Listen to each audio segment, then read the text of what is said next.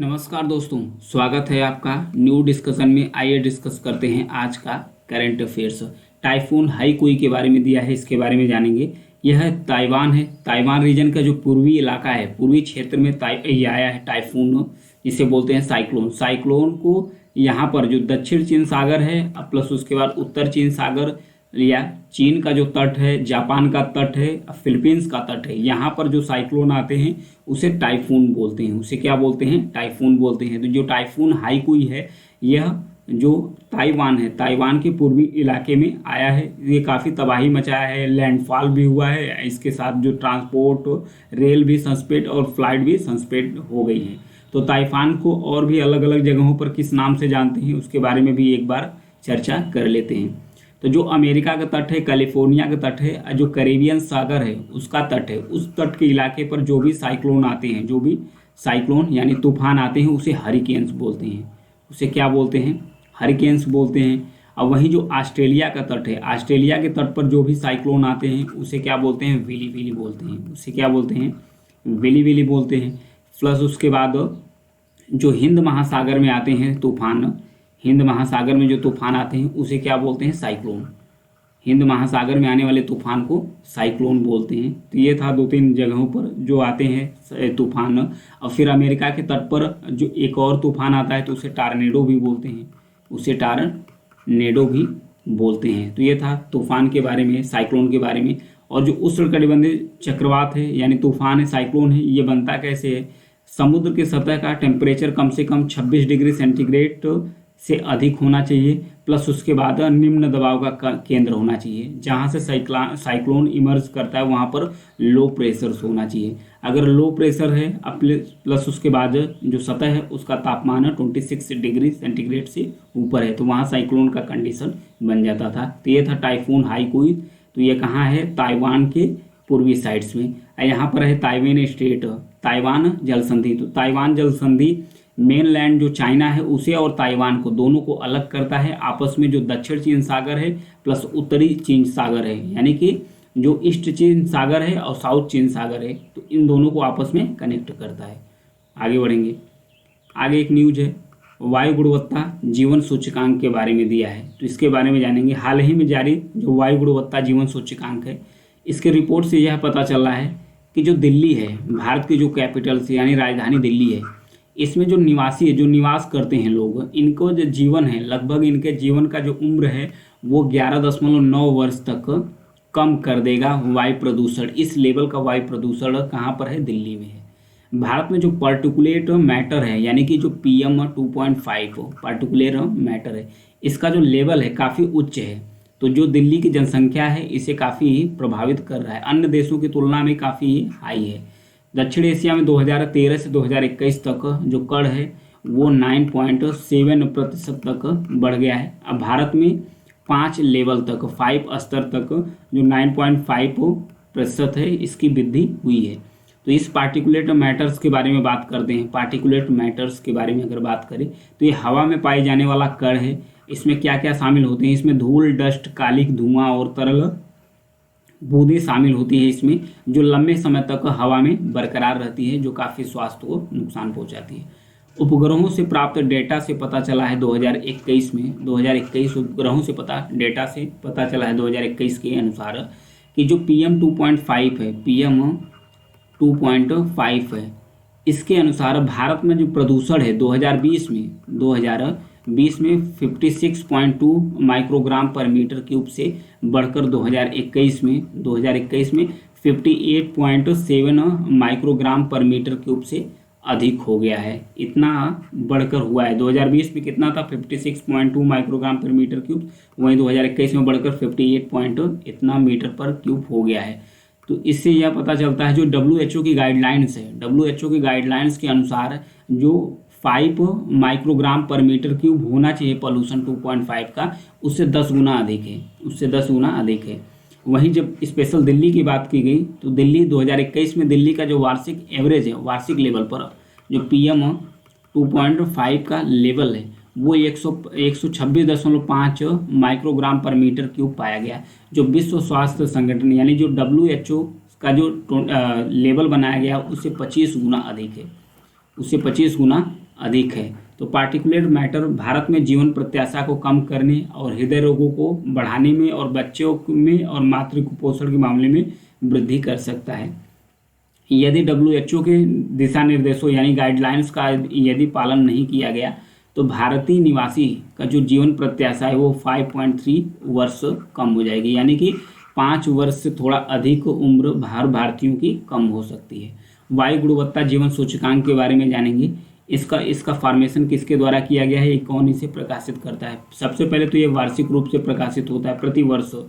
इसका फॉर्मेशन कौन किया है, निर्माता कौन है इसका, शिकागो विश्वविद्यालय में जो ऊर्जा नीति संस्थान है इसके द्वारा इसे जारी किया जाता है।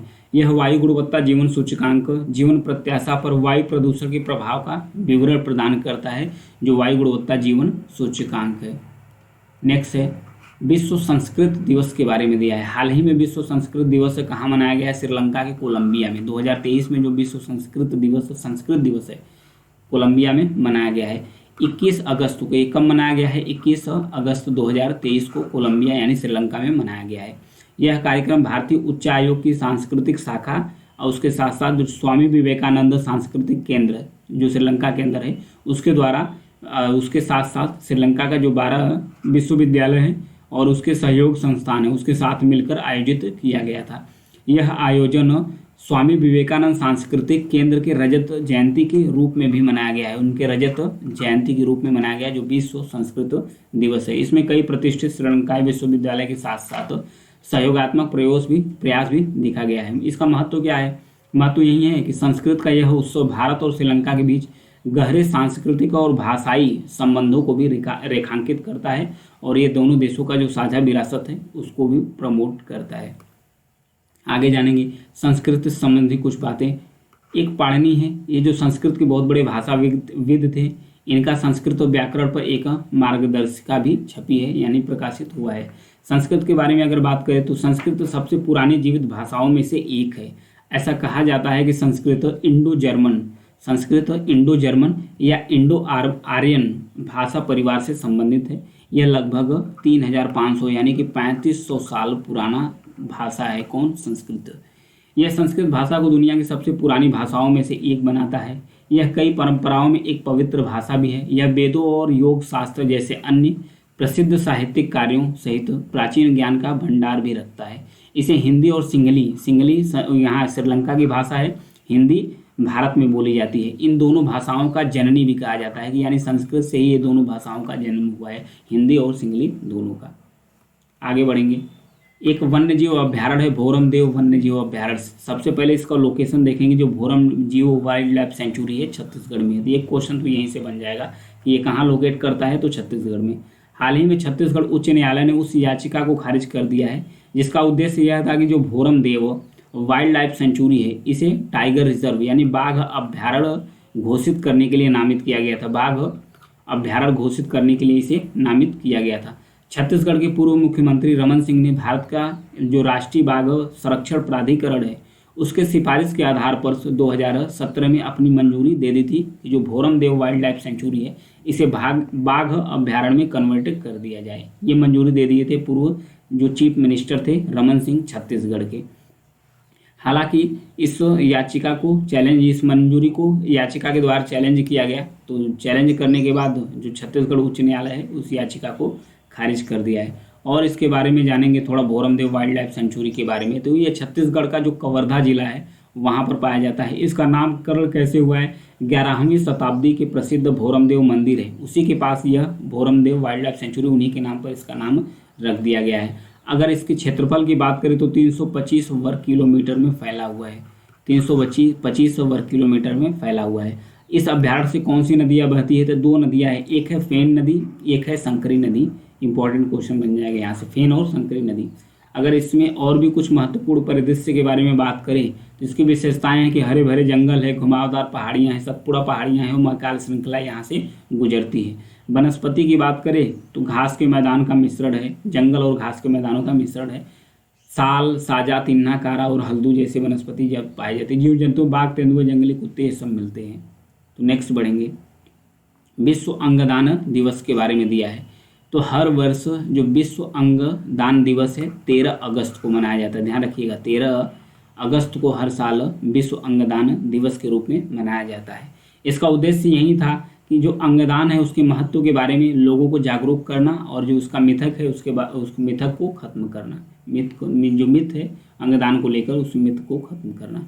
भारत में राष्ट्रीय अंगदान दिवस प्रतिवर्ष 27 नवंबर को मनाया जाता था। ध्यान रखिएगा, प्रतिवर्ष 27 नवंबर को मनाया जाता था। हालांकि 3 अगस्त 1994 को भारत में पहले सफल मृत हृदय प्रत्यारोपण की स्मृति में इसे वर्ष 2023 से 3 अगस्त को मनाया जाता है। ध्यान रखिएगा, जो भारत में राष्ट्रीय अंगदान दिवस है उसे 3 अगस्त को मनाया जाता है और जो विश्व अंगदान दिवस है उसे 13 अगस्त को मनाया जाता है। 2 फैक्ट यहाँ से निकल कर आता है। अंगदान का मतलब वही है कि जो चाहे जीवित दाता हो चाहे मृत दाता हो, उनके जो अंग है किसी अन्य जो पेशेंट है उसमें सक्सेसफुली ट्रांसप्लांट करना अंगों के माध्यम से। इनके जिन अंगों का दान किया जा सकता है उसमें है यकृत यानी लीवर है, किडनी है, गुर्दा, अग्नाशय है, फेफड़ा है, हार्ट है, हृदय, आंत है, कार्निया है, हड्डी है और टिश्यूज यानी उत्तक है। कई अंग इसमें शामिल है। भारत में अंगदान मानव अंग प्रत्यारोपण अधिनियम 1994 द्वारा रेगुलेट किया जाता है यानी विनियमित किया जाता है। आगे बढ़ेंगे। नेक्स्ट है एनसीईआरटी और यूनेस्को द्वारा एक कॉमिक बुक प्रकाशित किया गया है, उसके बारे में जानेंगे। हाल ही में शिक्षा मंत्रालय ने नई दिल्ली में, एक फैक्ट हो जाएगा, नई दिल्ली में एनसीईआरटी और यूनेस्को द्वारा संयुक्त रूप से विकसित एक कॉमिक बुक का अनावरण किया है। उस बुक का नाम है लेट्स मूव फॉरवर्ड्स। एक क्वेश्चन तो ऐसे बन जाएगा कि जो लेट्स मूव फॉरवर्ड है इसे किसके द्वारा विकसित किया गया है, तो संयुक्त रूप से एनसीईआरटी और यूनेस्को द्वारा विकसित किया गया था।